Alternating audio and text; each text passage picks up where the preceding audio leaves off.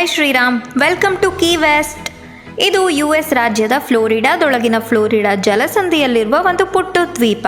Florida ಜಲಸಂಧಿ ಅಂದರೆ Straits of Florida. ಈ ಒಂದು ಭಾಗನೇ ಸ್ಟ್ರೈಟ್ಸ್ ಆಫ್ ಫ್ಲೋರಿಡಾ ಅಂತಾರೆ. ಸ್ಟ್ರೈಟ್ ಅಂದರೆ ಎರಡು ಸಮುದ್ರನ ಕನೆಕ್ಟ್ ಮಾಡುವಂಥ ವಾಟರ್ ಬಾಡಿ. ಇದು gulf of Mexico, Atlantic ocean, Florida keys ಮತ್ತು ಕ್ಯೂಬಾ ನಡುವೆ ಇರೋದೇ ಕೀ ವೆಸ್ಟ್. ಮಯಾಮಿಯಿಂದ 266 ಕಿಲೋಮೀಟರ್ ದೂರದಲ್ಲಿರೋ ಈ ಕೀ ವೆಸ್ಟ್ನ ಟೋಟಲ್ ಲ್ಯಾಂಡ್ ಏರಿಯಾ ಇರೋದೇ 14.5 ಕಿಲೋಮೀಟರ್. 6 ಕಿಲೋಮೀಟರ್ ಉದ್ದ, 2 ಕಿಲೋಮೀಟರ್ ಅಗಲ. Sunset key, Fleming key, Dredgers key, stock island ಇಷ್ಟು ಸೇರಿದ್ರೇ ಕೀ ವೆಸ್ಟ್. 2020 ಪ್ರಕಾರ ಕೀ ವೆಸ್ಟ್ನ ಪಾಪ್ಯುಲೇಷನ್ 26,444. ಇದು ಮಿಲಿಯನೇರ್.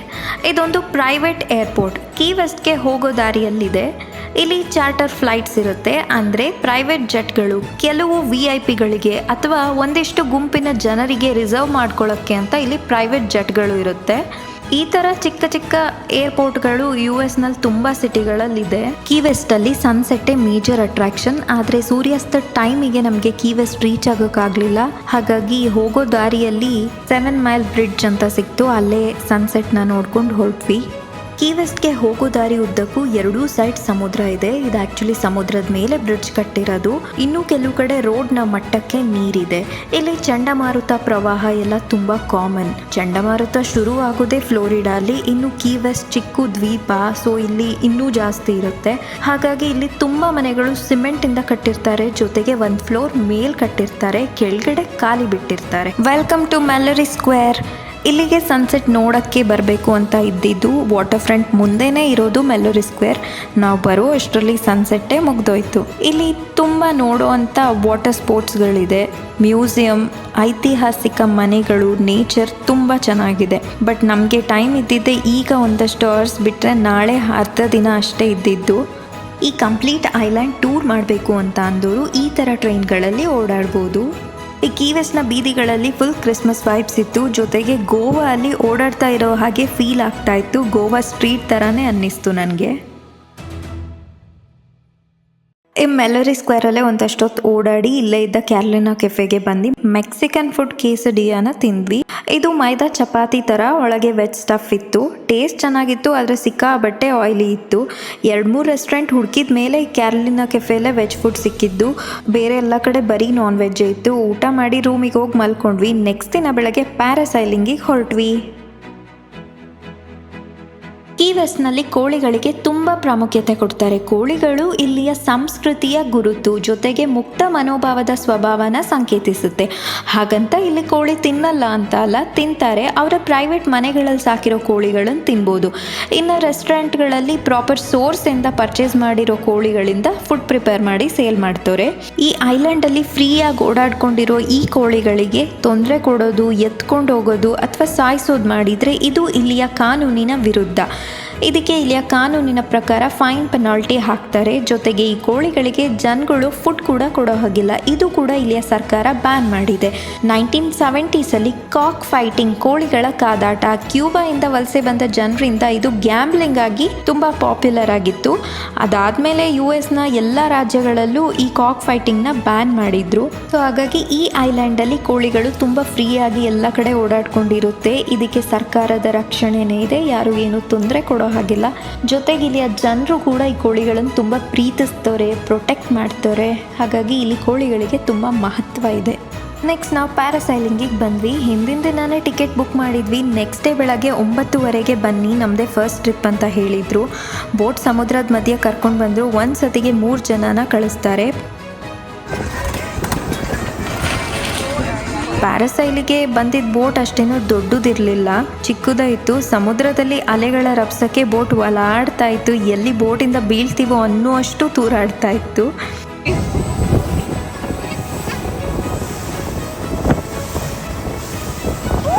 ಪ್ಯಾರಾಸೈಲ್ ಶುರು ಮಾಡ್ತಿದ್ದಾಗೇ ನಮ್ಮನ್ನು ನೀರಲ್ಲಿ ಮುಳುಗಿಸ್ತಾರೆ. ಮುಂಚೆನೇ ನಮಗೆ ಕೇಳಿರ್ತಾರೆ ಎಷ್ಟು ಮುಳುಗಿಸ್ಬೇಕಂತ, ನಾವು ಎಷ್ಟು ಹೇಳ್ತೀವಿ ಅದ್ರ ಪ್ರಕಾರ ಮುಳುಗಿಸ್ತಾರೆ. ಈ ಬೋಟ್ ಅವರೇ ನಮ್ಮ ಫೋಟೋಸ್ ವಿಡಿಯೋಸ್ನ ಕ್ಯಾಪ್ಚರ್ ಮಾಡ್ತಿದ್ರು, ಬೇಕಾದವ್ರು ಲಾಸ್ಟಿಗೆ ಪರ್ಚೇಸ್ ಕೂಡ ಮಾಡ್ಬೋದು. ಇದೇ ನೋಡಿ ಚಾರ್ಟರ್ ಫ್ಲೈಟ್, ಅವಾಗಲೇ ಹೇಳಿದ್ನಲ್ಲ ಪ್ರೈವೇಟ್ ಜೆಟ್. ನೆಕ್ಸ್ಟ್ ನಾವು ಹೋದ್ವಿ, ನಾನು ನನ್ನ ಹಸ್ಬೆಂಡ್ ಮತ್ತು ಅವರ ಫ್ರೆಂಡ್ನ ವೈಫ್, ನಾವು 3 ಜನ ಹೋದ್ವಿ. ಎಕ್ಸ್ಪೀರಿಯನ್ಸ್ ತುಂಬ ಚೆನ್ನಾಗಿತ್ತು. ಒಂದು 10 ನಿಮಿಷ ಪ್ಯಾರಾಸೈಲ್ ಮಾಡಿಸಿದ್ರು, ಸಮುದ್ರಕ್ಕೆ ಎಂಡೇ ಇಲ್ಲ. ಮೇಲಿಂದ ನೋಡಿದ್ರು ಕೂಡ ಸುತ್ತ ಎಲ್ಲೂ ಭೂಮಿನೇ ಕಾಣ್ತಾ ಇರಲಿಲ್ಲ, ಮಿಡಲಲ್ಲಿದ್ವಿ ಅನಿಸುತ್ತೆ. ನಮ್ಮ ಅಕ್ಕಪಕ್ಕ ಸ್ವಲ್ಪ ದೂರದಲ್ಲಿ ಇವ್ರದ್ದೇ ಫರಿ ವಾಟರ್ ಅಡ್ವೆಂಚರ್ ಅವ್ರದ್ದೇ ಬೇರೆ ಬೇರೆ ಪ್ಯಾರಾಸೈಲ್ ಮಾಡಿಸ್ತಾ ಇದ್ರು. ಸ್ವಲ್ಪ ಸ್ಕೇರಿ ಕೂಡ ಅನ್ನಿಸ್ತು, ಯಾಕೆಂದರೆ ಈ ಪ್ಯಾರಾಚೂಟಿಗೆ ಜಸ್ಟ್ ಒಂದೇ ಒಂದು ಹಗ್ಗ ಕಟ್ಟಿದ್ರು, ಅದು ಒಂದೇ ಗಂಟೆ ಹಾಕಿದ್ದಿದ್ದು. ಮಿಸ್ ಆಗಿ ಏನಾದರೂ ಬಿದ್ದರೆ ಅಷ್ಟೇ ಕತೆ ಗೋವಿಂದ ಅಂತ ಅನ್ನಿಸ್ತು. ಓವರಾಲ್ ಸಿಕ್ಕಾಬಟ್ಟೆ ಥ್ರಿಲ್ಲಿಂಗ್ ಎಕ್ಸ್ಪೀರಿಯನ್ಸ್ ಆಗಿತ್ತು. ಮತ್ತೆ ರಿಟರ್ನ್ ನಾವು ಮೆಲ್ಲರಿ ಸ್ಕ್ವೇರಿಗೆ ಹೋದ್ವಿ. ಇದೇ ರೋಡಲ್ಲಿ ಒಂದು 20 ಸತಿ ಓಡಾಡಿದ್ದೀವಿ ಅನ್ಸುತ್ತೆ ನಿನ್ನೆಯಿಂದ. ಇಲ್ಲಿ ಎಲೆಕ್ಟ್ರಿಕ್ ಸ್ಕೂಟರ್, ಸೈಕಲ್ ರೆಂಟ್ಗೆ ಸಿಗುತ್ತೆ. ಇದು ಗಲ್ಫ್ ಕಾರ್ಡ್, ಇದು ಕೂಡ ರೆಂಟ್ಗೆ ಸಿಗುತ್ತೆ. ಬಟ್ ಮಿನಿಮಮ್ 4 ಗಂಟೆಗಳ ಕಾಲ ತೊಗೋಬೇಕು. ನಮಗಿದ್ದಿದೆ ತುಂಬ ಕಮ್ಮಿ ಟೈಮ್, ಸೊ ನಾವು ತೊಗೊಳ್ಳಿಲ್ಲ. ನೆಕ್ಸ್ಟ್ ನಾವು ಸ್ಮ್ಯಾಥರ್ಸ್ ಬೀಚಿಗೆ ಬಂದ್ವಿ. ಡಯಾನಾ ನಾಯಡ್ ಅನ್ನೋ ಒಬ್ಬರು 64 ವರ್ಷದ ಮಹಿಳೆ 2013ರಲ್ಲಿ ಹವಾನಾದ ಮರೀನಾ ಹೆಮಿಂಗ್ವೇ ಬೀಚಿಂದ ಕೀ ವೆಸ್ಟ್ನ ಈ ಸ್ಮ್ಯಾಥರ್ಸ್ ಬೀಚ್ವರೆಗೆ ಕಂಟಿನ್ಯೂಸ್ ನಾನ್ ಸ್ಟಾಪ್ ಆಗಿ 180 ಕಿಲೋಮೀಟರ್ನ 5ನೇ ಅಟೆಂಪ್ಟ್ನಲ್ಲಿ ಸ್ವಿಮ್ ಮಾಡಿ ದಾಖಲೆ ಮಾಡಿದ್ದಾರೆ. ಈ ರೂಟಲ್ಲಿ ಶಾರ್ಕ್ ಕೇಜ್ ಇಲ್ದಲೆ ಈಜಿದ ಮೊದಲ ವ್ಯಕ್ತಿ ಇವರಾಗಿದ್ದಾರೆ. ಇವ್ರು ಈಜ್ತಾ ಬಂದ ರೂಟಲ್ಲಿ ಶಾರ್ಕ್ಗಳು, ಜಲ್ಲಿ ಫಿಶ್ಗಳು ತುಂಬ ಇದ್ವು. ಇದನ್ನೆಲ್ಲ ದಾಟಿ ಸತತ 53 ಗಂಟೆಗಳಲ್ಲಿ ಇದನ್ನ ಕಂಪ್ಲೀಟ್ ಮಾಡಿದ್ದಾರೆ. Age is just A number ಅಲ್ವಾ. ಇವ್ರ ದಡ ಸೇರಿದಾಗ ಇವ್ರ ಫೇಸ್ ಮತ್ತೆ ಬಾಯಿ ಎಲ್ಲ ಸಿಕ್ಕಾಬಟ್ಟೆ ಊದ್ಬಿಟ್ಟಿತ್ತು. ಇವ್ರಿಗೆ ತುಂಬಾ ಫಿಸಿಕಲಿ ಮೆಂಟಲಿ ಚಾಲೆಂಜಸ್ ತುಂಬಾ ಇತ್ತು. ಅದನ್ನೆಲ್ಲ ಮೀರಿ ಇವರು ಈ ಸಾಧನೆನ ಮಾಡಿದ್ದಾರೆ. ಈ ಬೀಚಲ್ಲಿ ಆಟ ಆಡಬೇಕು ಅಂತ ನಾವು ಬಂದಿದ್ದು, ಆದರೆ ಇಲ್ಲಿ ಯಾರೂ ನೀರಿಗೆ ಇಳ್ದಿರ್ಲಿಲ್ಲ. ಹಾಗಾಗಿ ಇಲ್ಲಿಂದ ಬೇರೆ ಬೀಚ್, ಫೋರ್ಟ್ ಝ್ಯಾಕರಿ ಟೇಲರ್ ಬೀಚಿಗೆ ಹೋದ್ವಿ. ಇದು ಒಂದು ಹಿಸ್ಟಾರಿಕ್ ಸ್ಟೇಟ್ ಪಾರ್ಕ್. ಈ ಬೀಚ್ ಪಕ್ಕನೇ ಒಂದು US ಆರ್ಮಿ ಯೂಸ್ ಮಾಡಿರೋ ಕೋಟೆ ಇದೆ.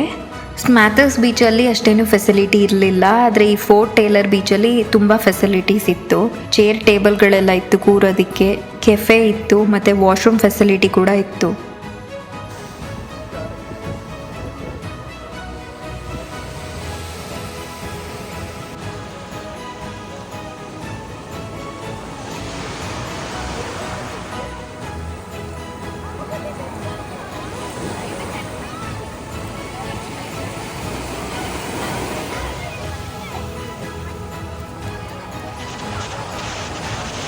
ಈ ಬೀಚ್ ಸಿಕ್ಕಾಪಟ್ಟೆ ಚೆನ್ನಾಗಿತ್ತು. ಆದರೆ ಒಂದು ಪ್ರಾಬ್ಲಮ್ ಏನು ಅಂದರೆ, ಈ ಬೀಚಲ್ಲಿ ನಾವು ನೀರಿಗೆ ಇಳಿದ ಮೇಲೆ ಸ್ಟಾರ್ಟಿಂಗಲ್ಲೇ ತುಂಬ ಸಣ್ಣ ಸಣ್ಣ ಕಲ್ಲುಗಳಿದ್ವು. ಅದು ಸಿಕ್ಕಾಪಟ್ಟೆ ಕಾಲಿಗೆ ಚುಚ್ಚುತ್ತಾಯಿತು. ಒಂದು ಸ್ವಲ್ಪ ಮುಂದೆ ಹೋದ್ಮೇಲೆ ಆಮೇಲೆ ಮರಳು ಸಿಗೋದು, ಅಲ್ಲಿವರೆಗೂ ಮಾತ್ರ ತುಂಬ ಕಾಲಿಗೆ ಚುಚ್ಚುತ್ತಿತ್ತು ಕಲ್ಲುಗಳೆಲ್ಲ. ಇಲ್ಲೇ ಆಟ ಆಡ್ತಿದ್ದು ಒಂದು ಚಿಕ್ಕ ಹುಡುಗ ನಮ್ಮ ಹತ್ರಕ್ಕೆ ಬಂದು ಹೇಳ್ದ, ಅವ್ನ ಪಕ್ಕಕ್ಕೆ ಶಾರ್ಕ್ ಬಂತಂತೆ. ಸೊ ಇಲ್ಲೇ ಇರಿ, ಅಲ್ಲಿಗೆ ಹೋಗಬೇಡಿ, ಅಲ್ಲಿ ಶಾರ್ಕ್ ಇದೆ ಅಂತ ಹೇಳ್ದ. ಇಲ್ಲಿಗೆ ಬಂತೋ ಏನೋ ನಮಗೆ ಗೊತ್ತಿಲ್ಲ, ಆದರೆ ವಿಶ್ವದ ಶಾರ್ಕ್ ದಾಳಿಯ ರಾಜಧಾನಿ ಅಂದರೆ ಅದು ಫ್ಲೋರಿಡಾನೇ. ಪ್ರಪಂಚದಲ್ಲಿ ವರ್ಷಕ್ಕೆ 23% ಅಷ್ಟು ಶಾರ್ಕ್ ಅಟ್ಯಾಕ್ ಆಗುತ್ತೆ, ಆದರೆ ಫ್ಲೋರಿಡಾ 1ರಲ್ಲೇ 44% ಅಷ್ಟು ವರ್ಷಕ್ಕೆ ಅಟ್ಯಾಕ್ ಆಗುತ್ತೆ. ಇದರಿಂದ 1% ಅಷ್ಟು ಜನರ ಪ್ರಾಣ ಹಾನಿ ಕೂಡ ಆಗಿದೆ. ಬೀಚಲ್ಲಿ ಒಂದಷ್ಟು ತಾಟಾಡಿ ಅಲ್ಲೇ ಕೆಫೆಯಲ್ಲಿ ಊಟ ಕೂಡ ಮಾಡ್ಕೊಂಡು ಪಕ್ಕ ಇದ್ದ ಕೋಟೆಗೆ ಬಂದ್ವಿ. ಸೌತ್ ಫ್ಲೋರಿಡಾ ಅಲ್ಲಿ ಇಗ್ವಾನಗಳ ಸಂಖ್ಯೆ ಸ್ವಲ್ಪ ಜಾಸ್ತಿ ಇದೆ. ಇಲ್ಲಿ ತುಂಬ ಬೆಚ್ಚಗಿನ ವಾತಾವರಣಕ್ಕೆ ಅವು ಅಟ್ರಾಕ್ಟ್ ಆಗಿದೆ. ಈ ಕೋಟೆಲ್ ಕೂಡ ಇಗ್ವಾನಗಳು ಫ್ರೀಯಾಗಿ ಓಡಾಡ್ಕೊಂಡಿದ್ದಾವೆ. ಅದ್ರ ಕಣ್ಣು ನೋಡಿ ಹೇಗಿದೆ. ಇವುಗಳು ಯೂಶಲಿ ಜನಗಳಿಗೆ ತೊಂದರೆ ಕೊಡಲ್ಲ, ಆದರೆ ನಾವೇನಾದರೂ ತೊಂದರೆ ಕೊಟ್ಟರೆ ಕಚ್ಚದಲ್ಲೇ ಬಿಡಲ್ಲ. ಫೋರ್ಟ್ ಟೇಲರ್ನ 1845ರಲ್ಲಿ ಕಟ್ಟಿದ್ದಾರೆ. ಇದನ್ನು ಸೌತ್ ಎಡ್ಜಲ್ಲಿ ಕಟ್ಟೋದಕ್ಕೆ ಕಾರಣ ಸಿ ಅಟ್ಯಾಕ್ನ ತಡೆಯೋಕ್ಕೆ. ದಕ್ಷಿಣ ಅಮೆರಿಕದ ಕಡೆಯ ಜಾಗ ಆಗಿದ್ರಿಂದ ಇಲ್ಲಿ ಸಿ ಅಟ್ಯಾಕ್ಗಳು ತುಂಬ ಕಾಮನ್ ಇತ್ತು. ಇದನ್ನು ಅವಾಯ್ಡ್ ಮಾಡ್ಲಿಕ್ಕೋಸ್ಕರ US ಆರ್ಮಿಯವರು ಸೈನಿಕರಿಗಾಗಿ ಈ ಕೋಟೆನ ಕಟ್ಟಿದ್ರು. ಇದು ಟ್ರಿಪಲ್ ಅಫ್ಟಿಯರ್ ಬಿಲ್ಡಿಂಗ್. 450 ಸೈನಿಕರಿಗೆ ಮನೆ ಆಗಿತ್ತು. ಇದರಲ್ಲಿ 140 ಪಿರಂಗಿಗಳು ಕೂಡ ಈಗಲೂ ಇದಾವೆ. ಈ ಬಿಲ್ಡಿಂಗ್ನ ಅಮೆರಿಕನ್ ಸ್ಪ್ಯಾನಿಷ್ ವಾರ್ಗೆ, ವರ್ಲ್ಡ್ ವಾರ್ 1 ಮತ್ತು 2ಗೆ, ಕ್ಯೂಬನ್ ಮಿಸೈಲ್ ಕ್ರೈಸಿಸ್ಗೆ ಯೂಸ್ ಮಾಡಿದ್ದಾರೆ. 1947ಗೆ ಈ ಕೋಟೆ ಸರ್ವಿಸ್ ಕೊನೆ ಆಯಿತು. ಆಮೇಲೆ ಇದು ಹಿಸ್ಟಾರಿಕ್ ಪ್ಲೇಸ್ ಆಗಿ ವಿಸಿಟರ್ಸ್ ಬರೋಕ್ಕೆ ಶುರು ಮಾಡಿದ್ರು.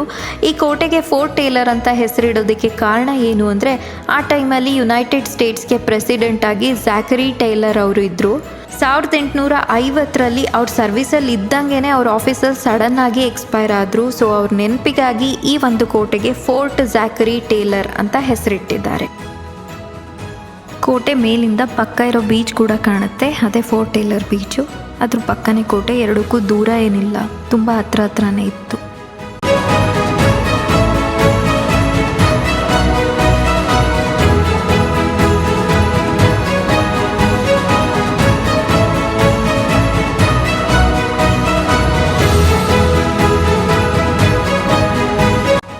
ನೂರ 80 ವರ್ಷದ ಹಳೆಯ ಕೋಟೆ ಇದು. 1947ಗೆ ಇದ್ರ ಸರ್ವಿಸ್ ಎಂಡ್ ಆದರೂ ಕೂಡ 1985ಗೆ ಇದನ್ನು ಪಬ್ಲಿಕ್ಕಿಗೆ ಓಪನ್ ಮಾಡಿದ್ದು. ಆವಾಗಿಂದ ವಿಸಿಟರ್ಸ್ ಬರೋಕ್ಕೆ ಸ್ಟಾರ್ಟ್ ಮಾಡಿದ್ದು.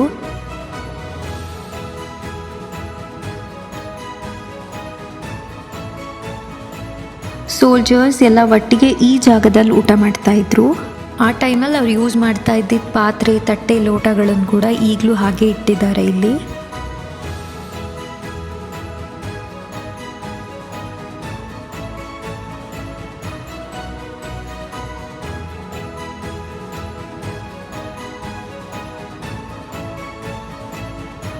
ಕೋಟೆನೆಲ್ಲ ನೋಡ್ಕೊಂಡು ನಾವು ನೆಕ್ಸ್ಟ್ ಹೊರಟಿದ್ದ ಜಾಗನೇ southernmost point of the continental USA, ದಕ್ಷಿಣ ಅಮೇರಿಕಾದ ಕಡೆಯ ಜಾಗಕ್ಕೆ ಬಂದ್ವಿ. ಸದರ್ನ್ ಮೋಸ್ಟ್ ಪಾಯಿಂಟ್ ನೋಡೋದಕ್ಕೆ ಕ್ಯೂ ನೋಡಿ ಎಷ್ಟಿದೆ.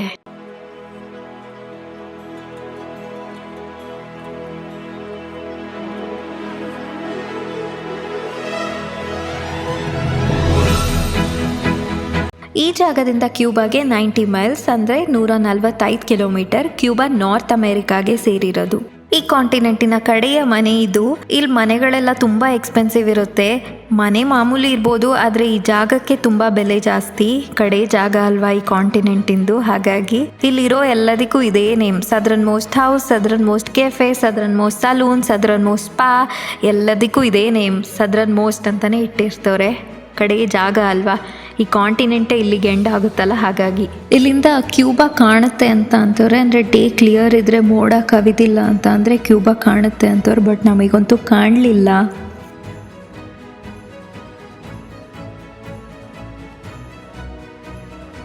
ಇಲ್ಲಿದ್ದ ಜನಗಳಲ್ಲಿ ಜಾಸ್ತಿ ಇಂಡಿಯನ್ಸ್ ಮತ್ತು ಚೈನೀಸೇ ತುಂಬ ಇದ್ದರು. ಈ ಕಾಂಕ್ರೀಟ್ ಮಾರ್ಕನ್ನು 1983ರಲ್ಲಿ ಇನ್ಸ್ಟಾಲ್ ಮಾಡಿದ್ದಾರೆ. ಆವಾಗಲಿಂದ ಇದು ಟೂರಿಸ್ಟ್ ಸ್ಪಾಟ್ ಆಗಿ ಜನಗಳು ಬರೋದಕ್ಕೆ ಶುರು ಮಾಡಿದ್ರು. ಒರಿಜಿನಲ್ ಆಗಿ ಇಲ್ಲಿಂದ ಕ್ಯೂಬಾಗೆ 94 ಮೈಲಿ ಅಂದರೆ 151 ಕಿಲೋಮೀಟರ್. ಆದರೆ 90 ಮೈಲಿ ಸೌಂಡ್ಸ್ ಗುಡ್ ಅಂತ ಅಂದ್ಬಿಟ್ಟು 90 ಮೈಲ್ಸ್ ಟು ಕ್ಯೂಬಾ ಅಂತ ಅದ್ರ ಮೇಲೆ ಬರ್ತಿದ್ದಾರೆ. ಒರಿಜಿನಲ್ ಆಗಿ 94 ಮೈಲಿ. ನೆಕ್ಸ್ಟ್ ಅಲ್ಲಿಂದ ನಾವು ಸೌತ್ ಮೋಸ್ಟ್ ಬೀಚ್ ಕೆಫೆಗೆ ಹೋದ್ವಿ. ಈ ಜಾಗ ಒಂಥರ ತುಂಬ ಚೆನ್ನಾಗಿತ್ತು.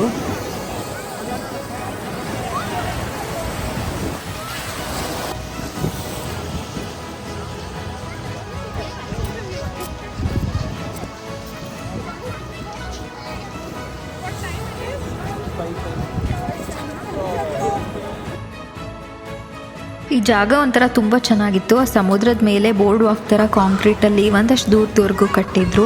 ತುಂಬ ಚೆನ್ನಾಗಿತ್ತು ಈ ಪ್ಲೇಸ್. ಕೀ ವೆಸ್ಟಲ್ಲಿರೋ ಕೋಳಿಗಳಿಗೆ ಭಯನೇ ಇಲ್ಲ ಅನಿಸುತ್ತೆ. ನಾವು ಹತ್ರಕ್ಕೆ ಹೋದ್ರೂ ಸರ್ಕಾರದ ರಕ್ಷಣೆ ಇದೆ, ನಮಗೆ ಅವರು ಏನು ಮಾಡಲ್ಲ ಅಂತ ಹೆದರ್ಕೊಂತಾನೆ ಇರಲಿಲ್ಲ ಅವು.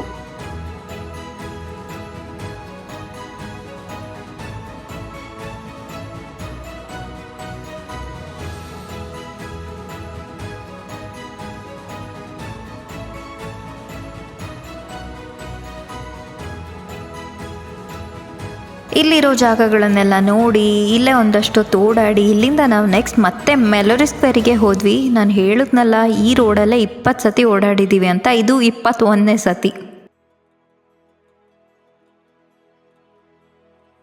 ಕೀ ವೆಸ್ಟ್ನ ನೈಟ್ ಲೈಫ್ ಕೂಡ ತುಂಬ ಚೆನ್ನಾಗಿರುತ್ತೆ. ಇಲ್ಲಿ ಆರ್ಕೆಸ್ಟ್ರಾ ನಡೀತಾ ಇತ್ತು, ಯಾರು ಬೇಕಾದರೂ ಹೋಗಿ ಡ್ಯಾನ್ಸ್ ಮಾಡ್ಬೋದಿತ್ತು.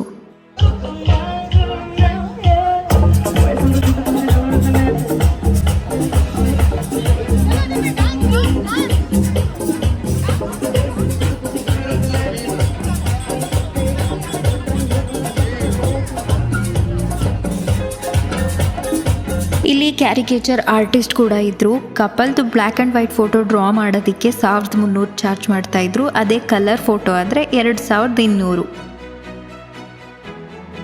ಇದು ಗಲ್ಫ್ ಆಫ್ ಮೆಕ್ಸಿಕೋ. ಇಲ್ಲಿಂದ ಕೂಡ ಬಹಮಾಸ್, ಕ್ಯೂಬಾಗೆ ಕ್ರೂಸ್ ಮುಖಾಂತರ ಹೋಗ್ಬೋದು. ಅದೇ 90 ಮೈಲ್ಸ್ ಟು ಕ್ಯೂಬಾ, ಇಲ್ಲಿಂದ ಕೂಡ ಹೋಗ್ಬೋದು.